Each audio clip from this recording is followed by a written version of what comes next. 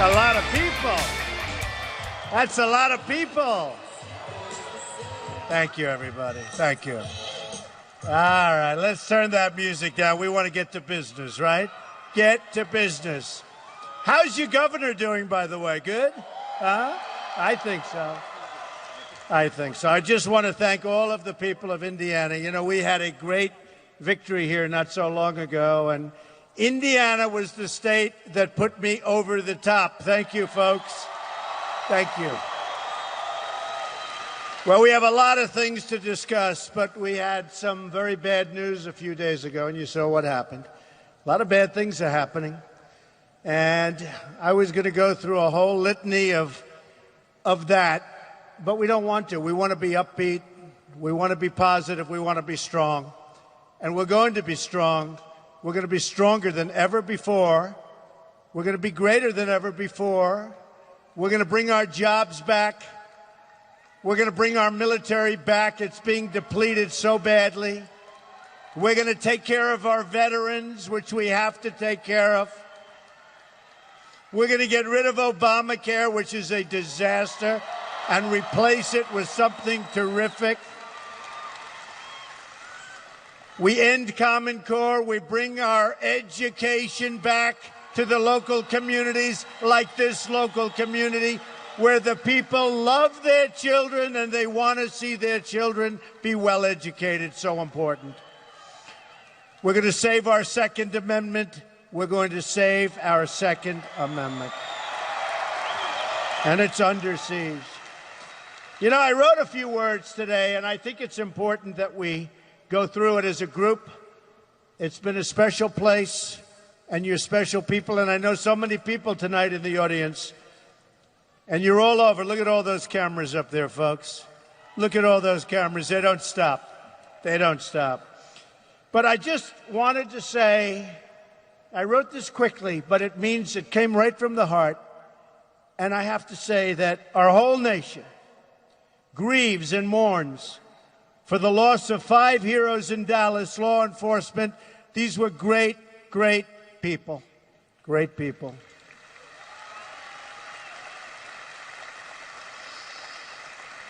We pray for their families. We pray for their loved ones. We pray for all the wounded survivors. We pray for our country. So important. The police are not just part of our society. Our police are the best of our society. Remember that. We have to remember that. They represent our highest ideals, our greatest values, and our most noble characteristics. When our police are attacked, our entire nation is attacked. Remember that. Remember that. So the message must be delivered clearly for all to hear. The hostility against our police has to end. And it has to end right now. And we have to stay together, and we have to be strong. We have to take care of everyone. The 2 people that were killed in Louisiana and Minnesota, it was tough. It was tough to watch. For everybody here, it was tough to watch. We have to figure it out. We have to figure out what's going on. Was it training? Was it something else? It could have been something else. We have to take care of everybody. Remember that. But we have to get to the bottom of things. We have to. But we can never, ever forget the hundreds of thousands of great deals and great things that our police all over the country do. And nobody recognizes them for what they do. And when there's a problem, as bad as these 2 situations were, and I personally think they were bad. I hated watching it. But as bad as they were, they get broadcast all over the world for days and days, and all of the good things, which are magnified thousands of times, nobody talks about.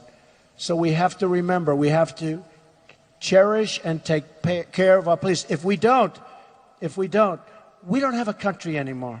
We have a country in chaos.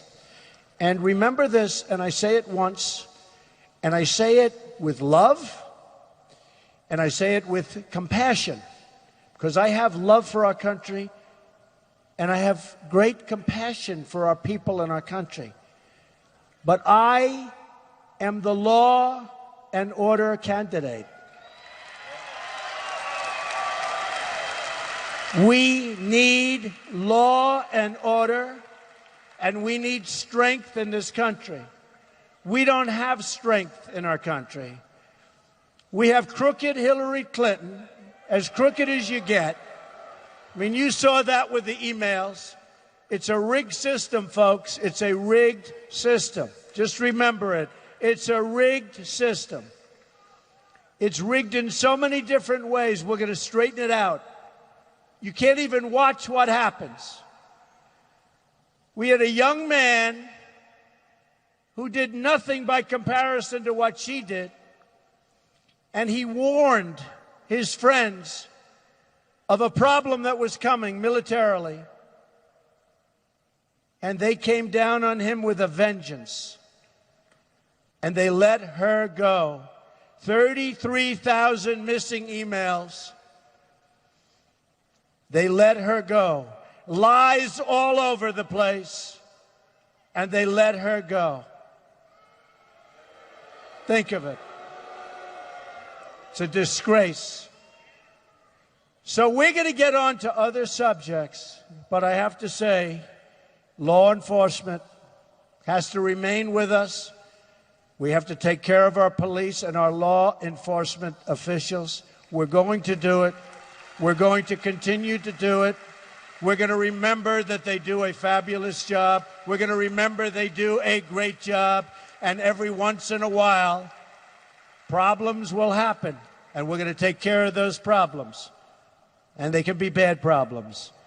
But we are going to treat our police with respect. Remember that, okay? Now, I'm looking at different rates and different crimes, and you see the crime rate in large portions of our country is going way up. You look at certain inner cities and look at Chicago. Look at what's going on. Since President Obama became president, almost 5,000 killings in Chicago. And nobody talks about it. Well, we're going to start talking about it because we have to make this a safe country. And you know, I would say 2 weeks ago, a month ago, I wouldn't be saying these words. I was talking about the border. And I was talking about the wall, and we will build the wall. That I can tell you. I can tell you. Oh, we're going to build the wall. Don't worry about it. Are you ready? Who is going to pay for the wall? I don't hear you. Who's going to pay for the wall? And they will. Very much. They will. 100%. And you know what? They'll be happy to pay for the wall. We have a trade deficit with Mexico that you wouldn't believe. Billions and billions and billions of dollars a year. We're losing on the border. We're losing on trade. And when I was in the debates, and I'd mentioned this, people would come up that I was debating against. And they used to say, Donald, you're not really going to build a wall, are you? I say, absolutely. They say, but you can't build a wall. But I'm in the construction. You know how easy a wall is? A wall. We build 95-story buildings with bathrooms. That's tough construction, not a wall. Walls don't have bathrooms, and bathrooms are always tough. But we're going to have a very big, beautiful gate in that wall. Big and beautiful. And that gate's going to be open, and it's going to be wide open for people to come into our country, but they're going to come into our country legally. They're going to come in legally.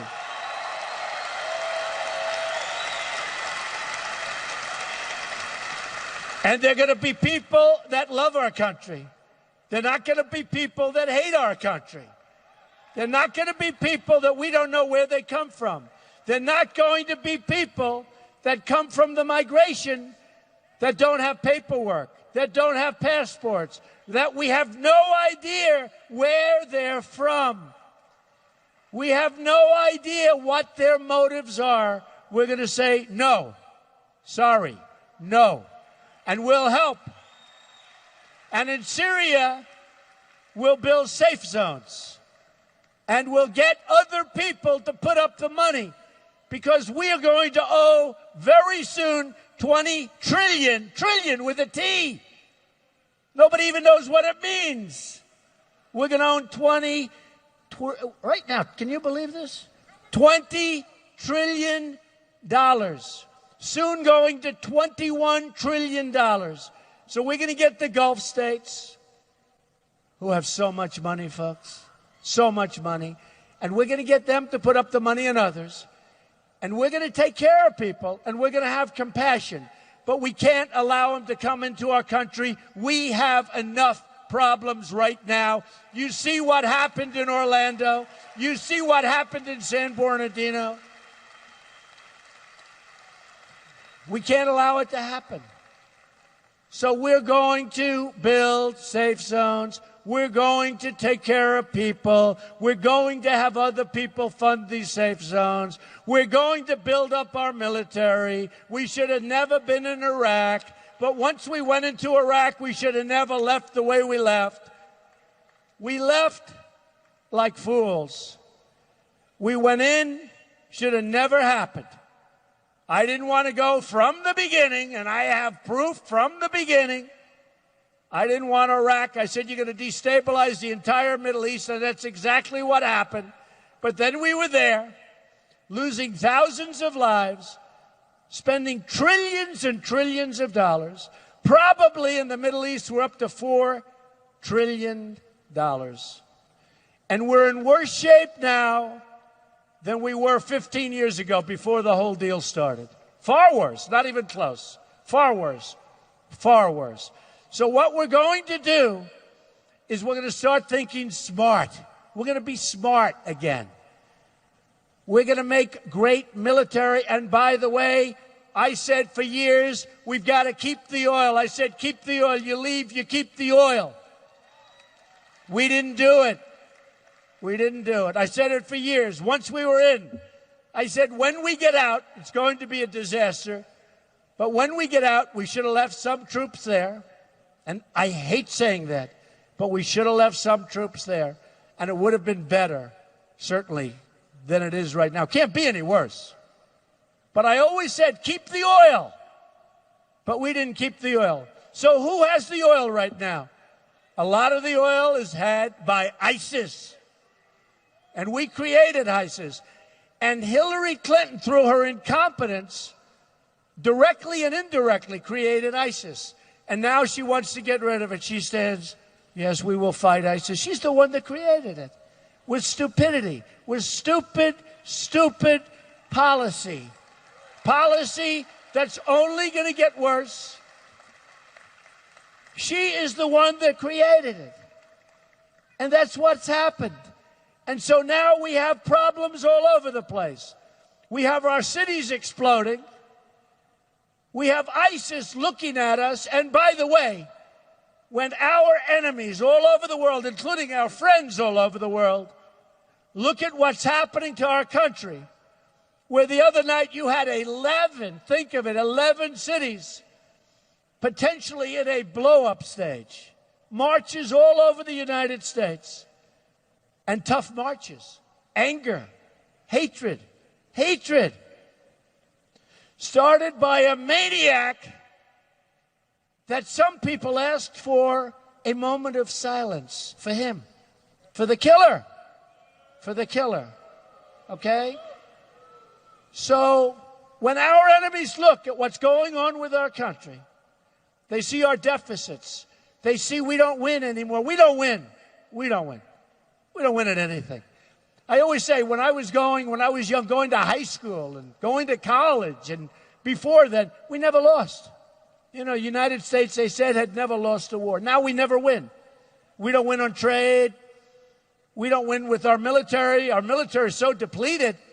Our military has fighter jets that are in use, flown by great, great American people that are so old and they can't get parts for the fighter jets. These are people flying these jets now in combat. They can't get parts, so they go to the plane graveyards in the deserts. They go to museums where they have similar planes, and they strip the planes of parts to use for our fighter pilots to fly. This is what we've been reduced to. And I'll tell you something. Hillary Clinton is incompetent, okay? The greatest single thing, in my opinion, that she's ever done is to get out of the email problem. I think it's incredible. She did a great job on that. I think it's her greatest achievement. I think when they look back on Hillary Clinton, they will say the greatest achievement of Hillary Clinton was getting out of this problem with emails. Nobody could have gotten. Houdini couldn't have gotten out. She was so guilty. I have a list. Look, page after page of the lies. Page after page, the lies. All over. Look at this. Page. Look, I don't want to read it to you. The press would say, you should spend your entire speech talking about Hillary Clinton and the emails. I don't want to talk about it. You know what? It was all lies, folks. I don't have to go through and bore everybody. It was so horrible. It was so disgusting. It was so outrageous. You look at General Petraeus. Look what happened to him for a tiny fraction of what crooked Hillary did. You look at other people for a tiny fraction. Look at what happened to them. So I just tell you this. We have a candidate on the other side who, if she ever gets elected, it will be 4 more disgusting years of Obama. It will be 4 more years of weakness. It'll be 4 more years of civil unrest. It will be 4 more years of not winning with our military and not winning against ISIS. They don't have a clue how to beat ISIS. They don't have a clue. But it'll be 4 more years of Obama and Obamacare and all of these things that don't work. Except I think actually it will be worse. Today I see Bernie Sanders gave her this very, sort of strange endorsement. I want to tell you, a lot of Bernie Sanders people are so upset about it, they're going to be voting for Trump. I really believe that. They're going to be voting for Trump. They're going to be voting for Trump. Because the one thing that Bernie Sanders and I have in common was trade. Now, he can't do anything about it. He just knew it was bad. I know how to fix it. Because I am in favor of free trade. A lot of people say I'm an isolationist. Okay? Of course, when you're losing $800 billion a year on trade deficits, maybe that's not the worst thing. But we're going to straighten it out.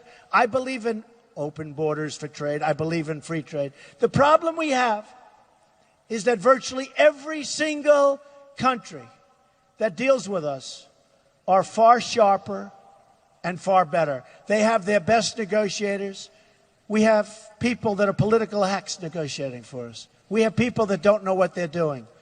I have the greatest businessmen in the world that have endorsed me, including people like Carl Icahn, great businessman. We have some of the greatest negotiators, maybe the greatest negotiators in the world. We don't use them.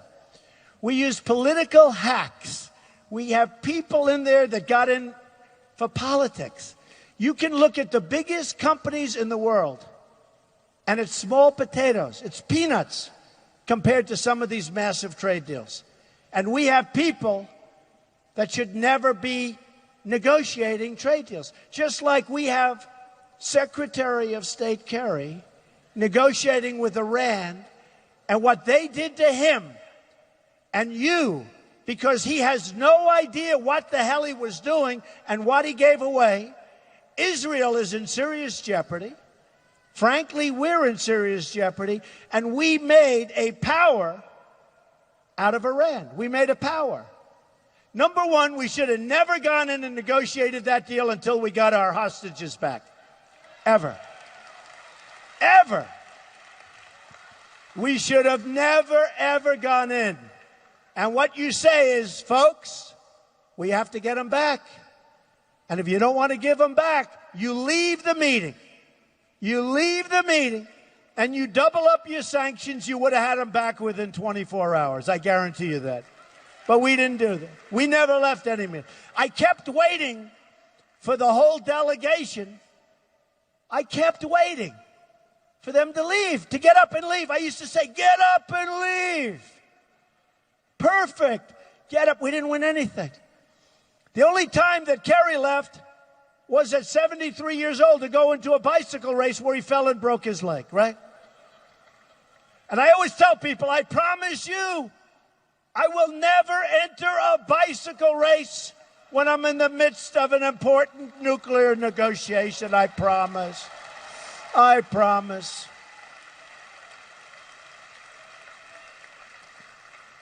But when you look at it, number one, we should have gotten them back. And the other thing, we should have never given them back the $150 billion. And I would have said very nicely, my father used to think I was a little bit rough. And he used to go, easy, son. Son, take it nice and easy. You got to take the lumps out. He had an expression, good father. We all had great fathers, I hope. I had a good father. But I learned a lot. He said, and he'd go like this with his hand. He said, you got to take the lumps out. Take the lumps. Easy. Nice and easy. Take the lumps out. You're a little too rough. What do you mean, Pop? You're a little too rough. And over the years, I think I've learned that. Made great deals. Built a great company. Great company. Took advantage of every single thing you can because you're working for yourself. You're working for your family. You're working for your employees. You're working for... Took advantage of every law. Some of these are the dumbest laws I've ever seen. Some of these laws are so stupid, but, you know, you take advantage of them. You're like a business person, right? Got to take advantage of them because you're really representing your employees, your company, your family. But my father would say, take the lumps out. So here's what I would have said on the 150. In the old days, when I was young, I'd say, we're not paying you back the $150 billion. You're not getting it. And there'd be a lot of hard feeling, right, in the room. You know, it'd take a while. They'd still come back. Don't worry about it.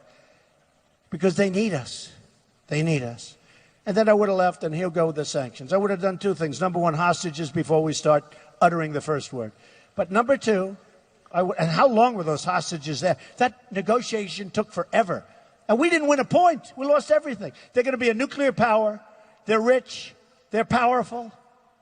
How about Yemen? They're fighting on the other side of Yemen. We're fighting. They're fighting. I said, why didn't they make the deal to get out of Yemen? And Kerry said, because he didn't want to complicate the negotiations. Give me a break. Now, can you believe we're fighting each other? We're talking about one thing. They don't want to bring something else. It's too complicated. These are amateurs. But my father would say, take the lumps out. So here's what I would have said. Number one, we'd now be negotiating because our prisoners would have been back years ago. Years ago. I would have said, fellas, look, here's the story. Here's the story. We have a problem. Our country's flat broke. We owe $19 trillion, going to be 20 now with the omnibus budget, going to be $21 trillion very soon. I want to give you the money back. I really do. We don't have it, I'm sorry. They would have gone nuts. They would have said, what do you mean you got to give us the money? I would have said, no, we want to. We don't have it. I want to so badly. We love you. You're such great people, such nice people, so kind. Take a look at what they do to their hostages and their prisoners. You'll find out about tough people. Great negotiators. Persians, great negotiators. I would have said, remember, nice and easy. I would have rather done it my way, but I respected my father. So I would have said, we don't have the money, can't do it. They would have left, we would have left. We would have been back in 2 weeks, okay? We would have saved $150 billion. So those two things. We would have had our hostages back. We would have saved $150 billion. Now they're so rich. They're buying airliners. They're buying everything. They're buying probably nuclear weapons. We just don't know about it, okay? What the hell do they have to do nuclear weapons? You know, we're worried about them making nuclear weapons. They'll buy them. They've got the money. They made such fools out of us. Folks, those days are over. They're over. They're over.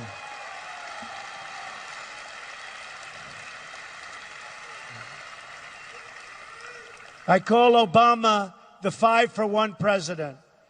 So we have a traitor named Sergeant Bergdahl. So Sergeant Bergdahl thinks he likes their way of life, obviously. Oh, they have a wonderful way of life. So one day he leaves. We lose 5 and maybe 6, but 5 at least people looking for him.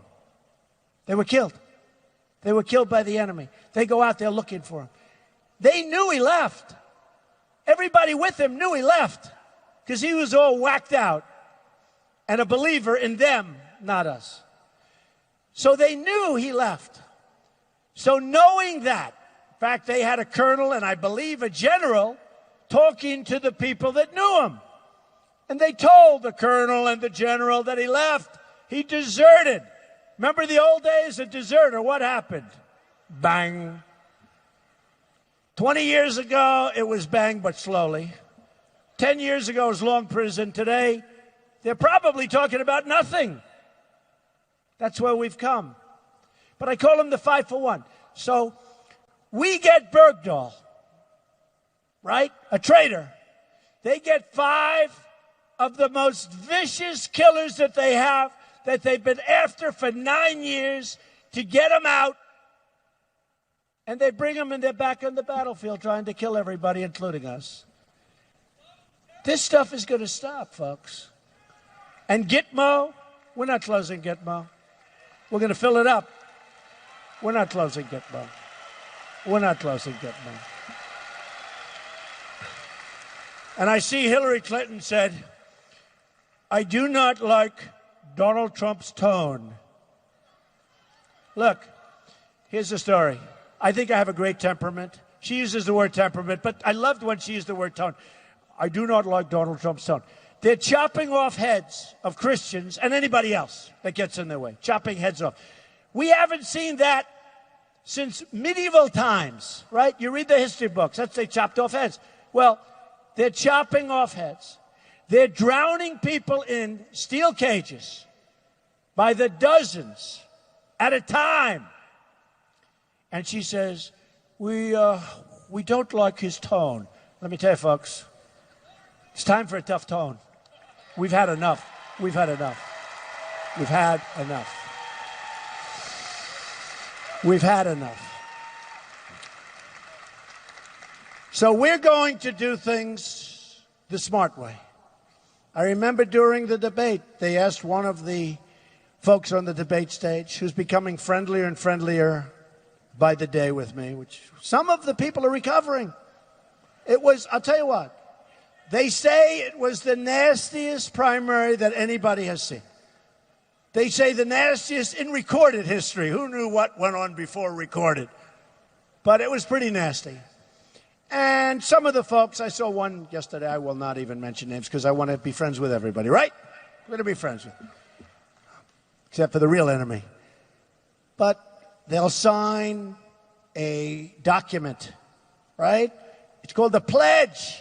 I pledge, I swear I pledge that if I don't make it, I'm going to support the nominee of the party. It doesn't say subject to change, subject to the weather, subject to the sun doesn't come up. No, it said, I pledge. And for that pledge, they got access to millions of dollars worth of material from the Republican National Committee, the RNC. Reince Priebus, a great guy. By the way, great guy. He's doing a great job. Got to tell you. Reince Priebus, doing a great job. And if he wasn't, I tell you. And if he doesn't over the next 4 or 5 weeks, I'll tell you, but he is. He's a good man. And his whole staff is doing a great job. But they got access. So they signed a pledge that they will support. Now, I don't want their support. It won't mean one vote other than perhaps their family. It doesn't mean anything. But I signed the pledge too. And everybody wanted to sign the pledge. And the reason they signed the pledge was to get me to sign it. I signed it. I would have honored it. I just say people should honor pledges. People should honor documents when they sign them. You know, not a big deal. Not a big deal, but they should honor them. So here's the story, folks. We're losing our country. We're like a piece of Swiss cheese at the borders. That's going to end. You know, the Border Patrol agents, 16,500, first time in history that they did this. They've never done this before. 16,500 Border Patrol agents have endorsed Donald Trump. They know better than anybody what's going on at the border. And by the way, if and when we win, it's we. I'm just a messenger, folks. I'm telling a message of common sense. I'm telling a message of strength. But I'm your messenger. And I'm doing a good job as a messenger. I mean, you know, in all fairness. But 16,500 Border Patrol agents endorsed Donald Trump. If they didn't, their job's much easier. What they do now is they stand there, beautiful equipment, great people. People walk right by them. That's an easy job. They can't stand it because they don't like what's coming into our country. They want to do their job. With me, they're going to be working really hard. And I said to them when they called me to tell me about the endorsement, never done it before. They've never endorsed a presidential candidate before. 16,500 great, great people. And I said to them, so let me tell you, I want to ask you this question. How important is the wall? They said, Mr. Trump, the wall is vital. I don't know what I would have done if they said it's not important. I would have had to say, I guess we're not building it because I respect these people. They know better than anybody. They know a hell of a lot better than the consultants and all these people that are making millions of dollars that don't have a clue. Who's better at that? I said, how important is the wall? Mr. Trump, never forget the answer. The wall is vital. It's vital. Very important. Very important. They actually said it's a tool toward real security, an important tool. And then I spoke with Sheriff Joe Arpaio from Arizona, and he called me out of the blue, and I've read about Sheriff Joe. I mean, he knows borders, right? Amazing guy. Tough guy, but he's an amazing guy. And he said, Mr. Trump, I just want you to know that I'm endorsing you because you know more about this stuff than anybody. You know more about this stuff than people doing it for 25 years. You get it. You know what's happening. I'm endorsing you. And he's actually a quality person. He's a tough guy, but he's a quality person. He gets the job done. Amazing. So I know about that. And when it was coming time for the wall, I'll never forget Vicente Fox, your former president, on one of the major networks, used the F-bomb. Remember it? I told the story a couple of times. He said, we will not pay for the F-bomb wall. I said, oh, he's dead. Hey, can you imagine? It's going to be headlines tomorrow. He used it on live television. I said, oh, I feel so badly for the guy. Now, in one way, I was happy because he used to say, we'll never build the wall. Now he's saying we'll never pay for the wall. So we made a lot of progress. At least he's now admitting it's going to get built. Right? And he seemed like a nice guy, but he got a little bit rough. We will never pay for the F-bomb wall. I said, oh, the poor guy, he's going to get killed tomorrow in the papers. Nobody mentioned it. Can you imagine if I threw out the F-bomb? I think it would be the electric chair, right? Would it be electric chair? Now, the press, I have to tell you, those people back there, I will tell you this. Not all of them, but many of them, are the most dishonest human beings on earth. They are the most dishonest human beings on earth. I've had days that are so good, and then you wake up the next morning and you say, man, did they take that? I won't even say what things. I could go one after another. And we don't make a lot of mistakes, all of us. We don't make mistakes. But what they do is they'll take a sentence and they'll make it much different than what you said, much different from what you meant. And all of a sudden they'll say, Donald Trump had a bad week because he said something perfect. Perfect. Okay? Perfect. I'm telling you, folks, and I tell it all the time, because as a Republican and as a Republican conservative, we are at a tremendous disadvantage. You look at the way they treat crooked Hillary. You take a look at this compared to the way they treat other people or the way they treat me. They are some of the worst human beings on earth. I really mean it. I really mean it. You know, where are my protesters? I want some protesters. You know, look at this room. The governor just said he's never seen a room like this in Indiana with this many people. He's never seen anything like it. Look at this thing. This is where your football team, look at the ceilings. Everything's nice. Let's see, well, my high, you know, I always talk about the wall's going to be real high, but that's really high up there. That's a big one. But they don't see crowds like this. We have crowds like this everywhere, no matter where we go. And every time I go home, my wife said, how was the crowd? And I always say, didn't you see it? They keep those cameras on my face. They never take the cameras off my face because they don't want people. I wish they'd turn those cameras over here. Take a look at this crowd. Take a look at this crowd. Look, the cameras aren't moving. They're really dishonest. I really mean this. They are so dishonest. That's why I love my protesters, because the only time they move the cameras are when we have a protest. If somebody were up there screaming or shouting, the cameras, which I used to think were in a fixed position, I said maybe mechanically they can't move. But when we have a protester, they turn and they're like a pretzel all over the wow. Through the cameraman's legs, up around his ankles. You never saw cameras move like this. The fact is that you have to know what you're getting. And the system is wonderful in many ways, but really bad in others. And one of the worst aspects of our system is the dishonest press, the dishonest media. It's one of the worst things. I really mean it. They write and say things that are disgraceful. So, and I like to say, you know why? Because when people see things or read things or hear things, they'll say, I'll tell you what, one of the most incredible, people said, what have you learned? I said, you know what I've learned? How smart the people are. Because their rating is so low, they're so thought of so badly, it's like how smart the people were. And I'll say this, various anchors, some of whom truly dislike Donald Trump, have said, what's happened to us, I'm messenger, you're the important ones in this whole thing. But what happened to us is one of the greatest political phenomena they've ever seen in this country, in the history of the country. I didn't even know that. I didn't even know that.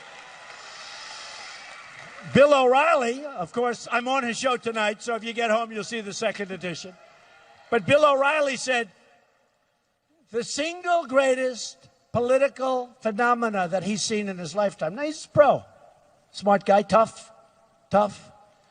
But the single greatest political phenomena that he's seen in his lifetime is Donald Trump and all of us, the whole thing. We've been on the cover. We've been on the cover of Time magazine.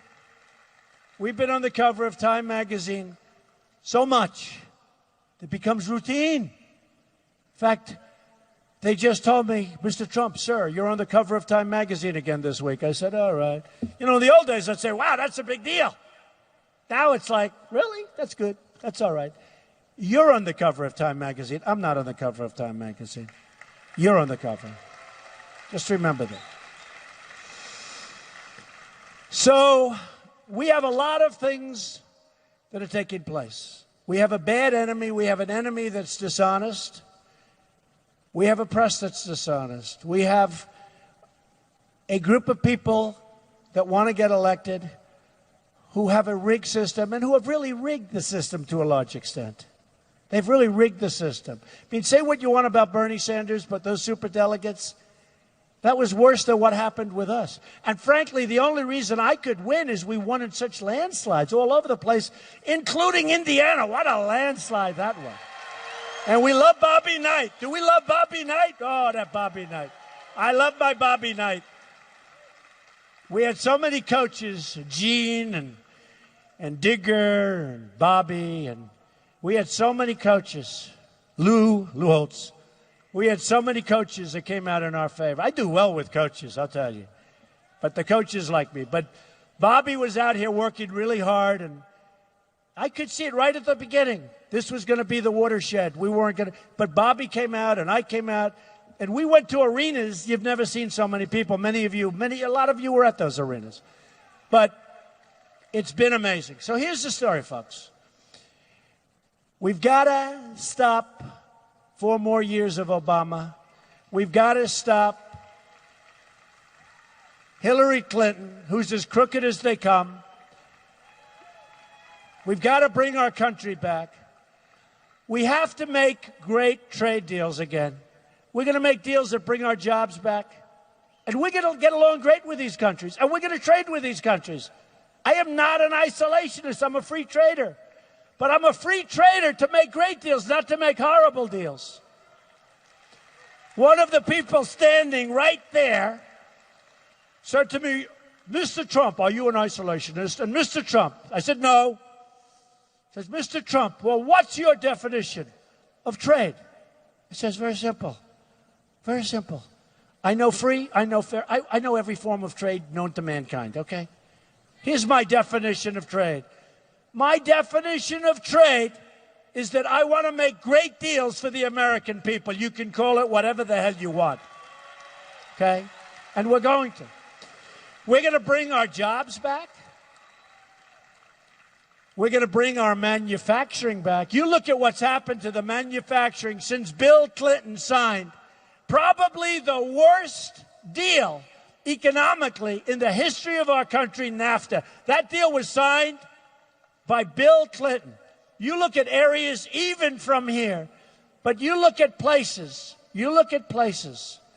like New England and New York State and Pennsylvania, great state. We're leading in Pennsylvania, by the way. Just came out. I hear we're leading in Florida. I hear we're leading in Ohio. I hear we're leading all over the place. And the Rasmussen poll just came out. We're leading nationally. But we have a long way to go. And we're dealing with a dishonest system. We're dealing with a crooked system. We're dealing with a rigged system. So we got a long way to go, folks. And we don't want anybody to take it away from us. And when this person said to me, by the way, what you've done has never been done before. Congratulations. It doesn't even matter if you win or lose the election. What you've done has never been done before. Winning all the primaries, beating great professionals, and they're very talented people, beating these. It's never been done before. You'll go down in the history books, Mr. Trump. I said, do me a favor. Don't even tell me about it. Because if I don't win the next one, I will consider it a big, fat waste of time and $55 million I put up, and I'm still putting up a lot more. Now, we raised $51 million last month, and we started toward the middle of the month, and everyone was shocked. And much of that money came in small donations, like $71 average or something like that. And I put up millions, but I did it like I want to incentivize people. I want people to realize I'm raising money for the Republican Party and the RNC. That's what we want to do. Because we want to keep our majority. We want to keep our House. We want to keep our Senate. Because I'll tell you what, if we can do that and we have Trump as president, we are going to be able to do things that are going to be so great for our country. Going to be amazing. You know, we're one of the highest taxed nations in the world.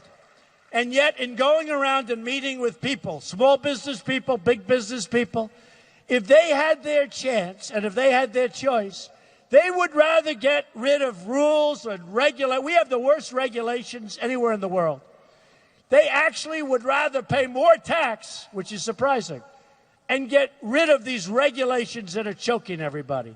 People can't run their businesses.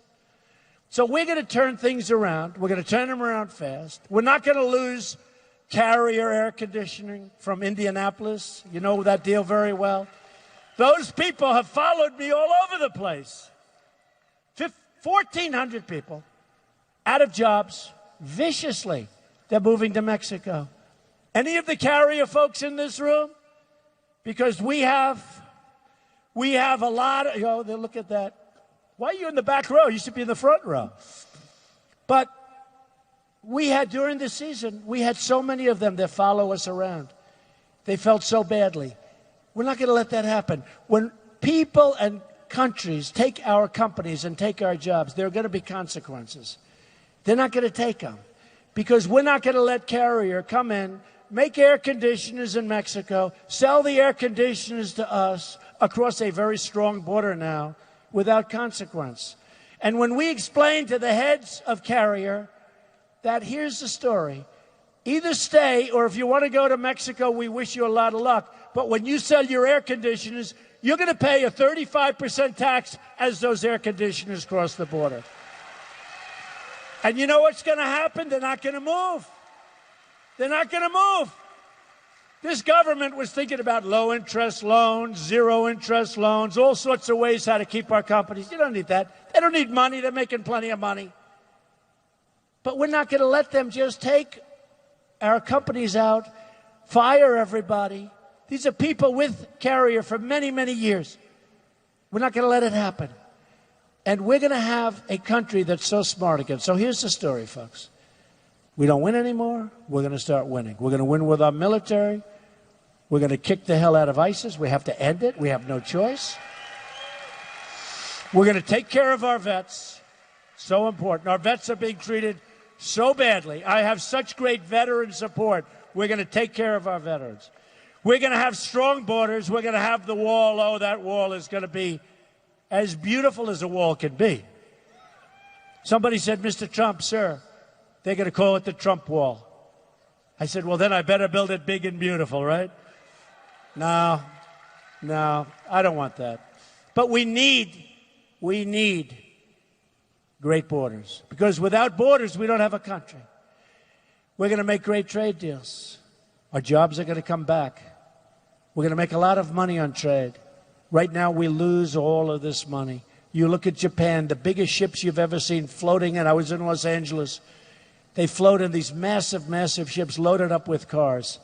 And the cars are pouring just like, NASCAR. I love NASCAR. I love Brian France. He endorsed me from NASCAR, right? NASCAR. It's like NASCAR drivers. King Richard endorsed me. A lot of the guys endorsed me. Richard Petty. They come in, they're pouring off these boats. We send them wheat.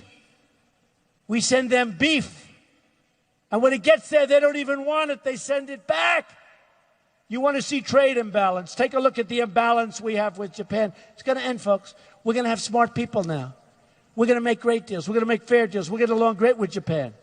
We're going to get along we're going to get along better with these countries, and they're going to treat us fairly. And we have all the cards. Just remember that. We're the piggy bank. But they're going to break our piggy bank very soon. But with the piggy bank, they take the money out. We have rebuilt China. The money they've taken out of this country. They have trains that we can only dream about. They have highways that we can only dream about. Places outside of this country in the Middle East, different places, have airports that we can only dream about. We used to be at the top. Now we're like a third world country. So here's what I say. We're going to start winning again. We're going to win so much. You're going to be so proud of your country. We're going to win so much.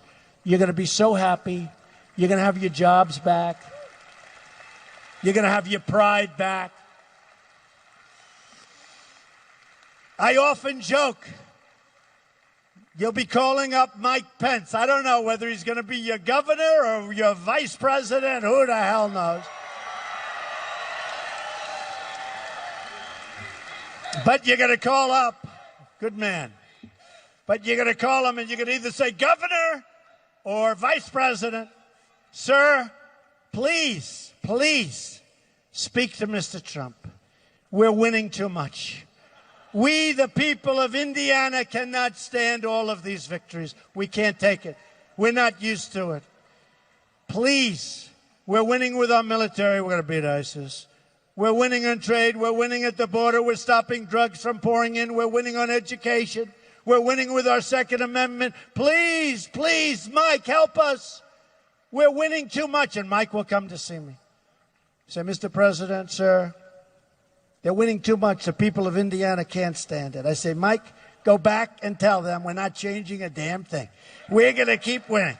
And we're going to win at every level. And we are going to make America so great again.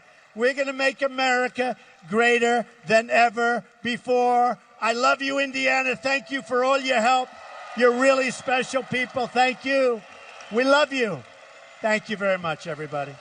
Thank you. Thank you.